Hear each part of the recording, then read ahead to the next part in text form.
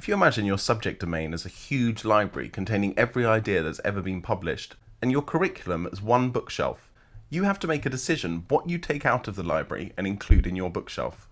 One of the best ways to make this decision is to use big ideas. Big ideas are the key theories, concepts, and processes that form the foundation of your subject as an academic discipline.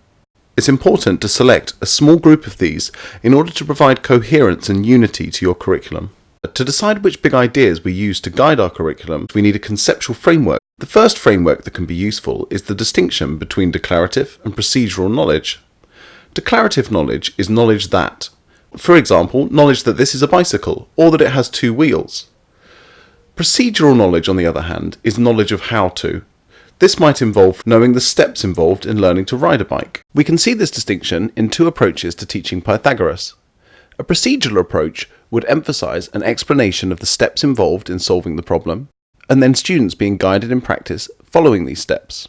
A declarative approach would emphasize students understanding the underlying rules and facts regarding why Pythagoras' theorem works. For example, they might draw squares coming off of each side of the triangle. Deborah Ball, working in the United States, looked at teachers' subject knowledge and its relationship with how they approach teaching mathematics. She found that those with lower levels of subject knowledge tended to emphasize the procedural, drilling students using textbook exercises. And since declarative and procedural knowledge make up an important part of a maths education, it's therefore very important for those creating maths curriculums to carefully balance declarative and procedural knowledge and be really explicit with the teachers they're working with about what they want to emphasize and when. This might be the only framework you need to discuss the curriculum. This might be true for MFL or for mathematics. However, other subjects might find it more useful to discuss the distinction between substantive and disciplinary knowledge. Substantive knowledge is content teachers teach as established facts. It's the theories, concepts, and facts that make up our subject. Disciplinary knowledge is how that substantive knowledge was created. We can illustrate this distinction between disciplinary and substantive knowledge with reference to evolution. The theory of evolution and all the concepts and evidence that make up this theory would be substantive. Disciplinary knowledge would be understanding that in science a theory isn't just some great big guess, it's a well-established explanation of some part of the natural world, and it's based on a body of facts that have been repeatedly tested through observation and experiment. The factual information in a subject, that is the substantive part. Disciplinary knowledge is how that substantive knowledge was created. Whilst both types of knowledge exist within all subjects, the extent to which they are covered in school curriculums varies hugely. For example, MFL contains almost no disciplinary knowledge, even up to sixth form level. This would be studied at university in the form of linguistics. Whilst in science, more disciplinary knowledge is involved, where students might be asked to consider the dependent and independent variables involved in an experiment. However, in science, a large percentage of the content covered is quite certain, and therefore is substantive. Whilst in history, far more of the content is open to debate, and therefore the history curriculum should reflect this, by encouraging students to weigh up the relative significance of historical events. Once the relative importance of these four types of knowledge to your particular subject has been identified, it allows you to look back on your curriculum and evaluate how successfully it's achieving the balance that you intended. It also allows you to plan for future curriculum developments in a way that reflects the nature of your subject and the types of knowledge you wish to develop with your curriculum. Using the two distinctions that we've discussed to select the big ideas of your subject, it's then time for you to consider how to sequence your curriculum. One of the best analogies to help us understand this is provided by Christine Counsell, who argues that the curriculum is like a narrative. If we take Game of Thrones as an example, one of the big ideas the author is trying to develop is that good and evil are not as easily categorized as we might think, and that they often coexist within each of us. Daenerys spends most of Game of Thrones liberating and freeing slaves from their oppressors, and yet at the last moment she turns her dragons on the people of King's Landing and slays them mercilessly.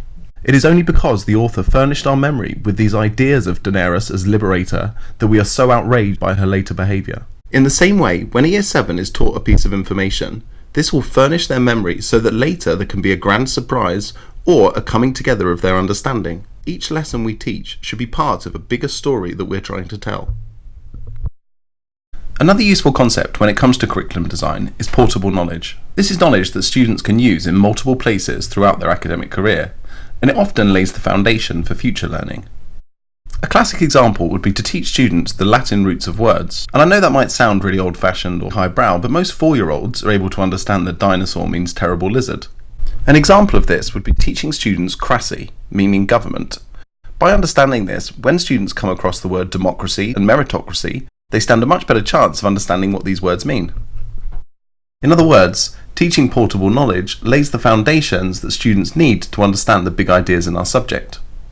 I want to look a little more closely at some real-life examples of this and understand how teaching in the early years of a student's career furnishes their memory for the big ideas that they'll explore later on. The Centre for Excellence in Mathematics Teaching has a mastery programme.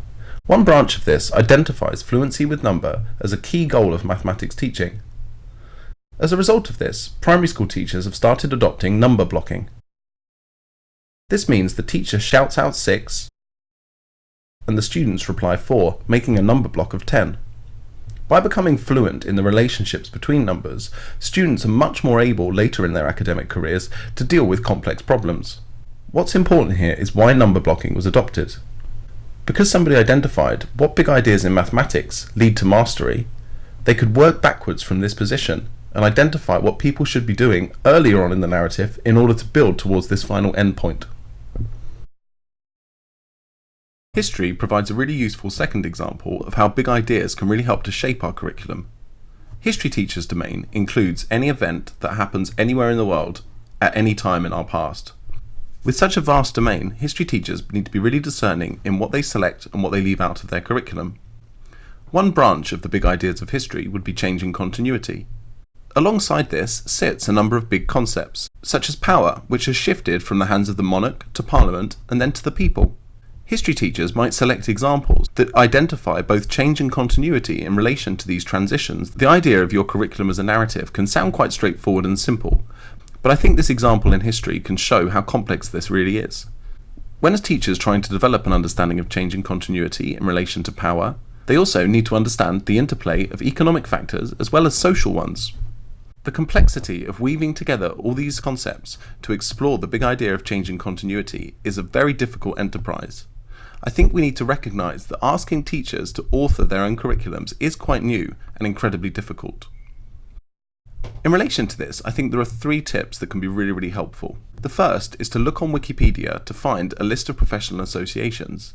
These organisations have published on the curriculum and give ideas about what the big ideas in your subject are. A second tip would be that curriculum design has been an important part of the study of education for some time, and it has its own key terms that you need to be familiar with. Finally, there are 3 authors that I would recommend. They write about the curriculum in general and give some really useful guidelines and tips. The first is Christine Counsell, who coined this idea of curriculum as narrative. Secondly, in the primary field is Mary Myatt.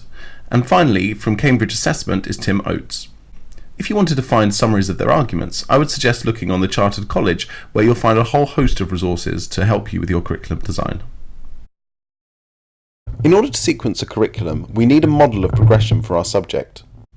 These models must attend to the different types of knowledge that form the basis of our subject as a domain. Whilst examinations will be one consideration in how we sequence our curriculum, this should not be the only consideration. We need to consider whether there's important foundational knowledge not present within an examination specification that would be useful to teach to our students. We also need to reflect on, are we overteaching content and processes which help students to pass exams at the expense of more fundamental, important ideas and understanding? When it comes to organising curriculum content, it isn't always as simple as it might appear. A common sense approach to teaching substantive knowledge tells us that we should start with simple ideas and build to more complex ones. However, this isn't always the best approach. What is the most fundamental and helpful substantive knowledge to aid students' future learning?